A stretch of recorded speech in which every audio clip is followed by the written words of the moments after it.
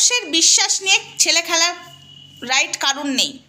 যার যেটাতে বিশ্বাস, কেউ যদি কবচ পরে ভগবানকে বিশ্বাস করতে পারে না আমার এই মন্দিরে গিয়ে কবচ পরেছি, ঠিক আছে। তোর মন্দিরে যে জবা ফুল খেয়ে যদি তার কারোর বিশ্বাস হয় তাও ঠিক আছে, কিন্তু তুই সেখানে বাধা দিতে পারিস না অমঙ্গলা, সেটা রাইট তোকে কেউ দেয়নি। কবচ তোর মন্দিরে গেলে কবচ খুলে যেতে হবে। একটা মহিলার কবচ রীতিমতো খুলে ফেলে দিয়েছিস, সে খুলতে চায়নি, সে শুধু কৃষ্ণকালী মায়ের কাছে গেছিল, সে এটাও বলেছিল আমাকে ত্রিশূল ঠেকাতে হবে না, তাও আমি কবচ খুলবো না, মায়ের দর্শন হয়ে গেছে আমি চললাম। তুই কি অসভ্যতামো করছিস মন্দিরের মধ্যে?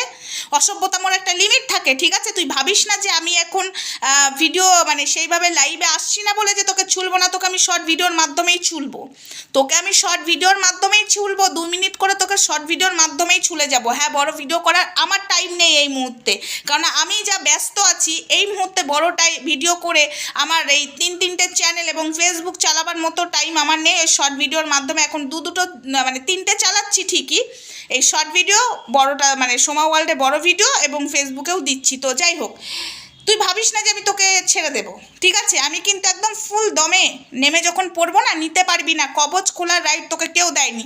তুই বিশ্বাস করিস না, কিন্তু অন্তত তোর হাতে আমরা সবাই দেখেছি তুই পড়ে আছিস কবচ, ঠিক আছে, এবং আমি সবাইকে দেখিয়েছি। তাই বলে তোকে কেউ রাইট দেয়নি তোর মন্দিরে গেলে কারোর হাতের কবচ দেখলে খুলতে বলবি, এটা আমি মানবো না। কেন?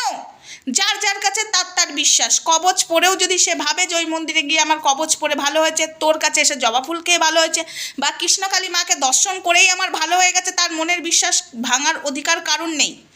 তুই বুঝলো কি করছিস ভগবানটাকে নিয়ে? তুই ছেলে খেলা করছিস, তুই ভারতের জাতীয় সঙ্গীত বসে বসে করেছিস, তুই মহাদেবের ত্রিশূলে পা দিয়েছিস, তুই ভক্তদের তোর পা ধোয়া জল খাইয়েছিস, খাওয়াতে বাধ্য করেছিস, ঠিক আছে। ফালতু কথা এখানে ভাট বকবি না, একদম পছন্দ হচ্ছে না তুই যেগুলো করছিস। একদম জুলুমগিরি করবি না ভক্তদের ওপর, ঠিক আছে। তোর এইভাবে দেখেছিস তো কমে গেছে, আরও কমবে তোর ভক্ত। ওই মাঝে মাঝে এক গাদা ভক্ত হচ্ছে তখন ক্যামেরা ঘোরাচ্ছিস, ডেলি ঘোরা, ডেলি দেখা। আগে যেরকম ডেলি দেখাতিস, ভক্তের অহংকার দেখাতিস, দেখা এবার ডেলি। পারবি না ভক্তের অহংকার আর দেখাতে, কারণ মাঝে সাঝে ভক্ত হয়ে যাচ্ছে, বাট প্রত্যেক দিন আর আগের মতো তোর ভক্ত হবে না, কারণ মানুষের মধ্যে আমি সেই বিশ্বাস ঢুকিয়ে দিয়েছি তুই একটা ভণ্ড। কৃষ্ণকালী মাকে নিয়ে ছেলে খেলা হচ্ছে, কৃষ্ণকালী মা আরও অনেক জায়গায় আছে, যেখানে প্রাণ প্রতিষ্ঠা হয় না সেখানে ভগবান কি করে থাকে সেটা মানুষের মনের মধ্যে আমি ঢোকাতে পেরেছি। আমি কেন, এখানে অনেকেই যারা এটা নিয়ে প্রতিবাদ করেছে তারা সবাই ঢোকাতে পেরেছে। তো যাই হোক, ভিডিওটা আপাতত এইটুকুই থাক, আসছি আবার অন্য মানে নেক্সট ভিডিওতে। চলো, টাটা।